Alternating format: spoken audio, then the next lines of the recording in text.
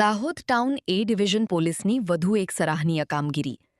તેરા તુજકો અર્પણ કાર્યક્રમ અંતર્ગત ચોરાયેલ મોટરસાયકલ અને ગુમ થયેલા 10 મોબાઈલ ફોન મળી કુલ 2,61,000નો મુદ્દામાલ પરત અપાયો.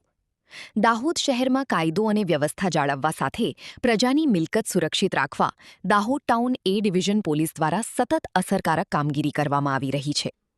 તેરા તુજકો અર્પણ કાર્યક્રમ અંતર્ગત દાહોદ ટાઉન એ ડિવિઝન પોલીસ સ્ટેશન વિસ્તારમાંથી ચોરાયેલ એક મોટરસાયકલ તથા ગુમ થયેલા 10 મોબાઈલ ફોન શોધી કાઢવામાં સફળતા મળી છે.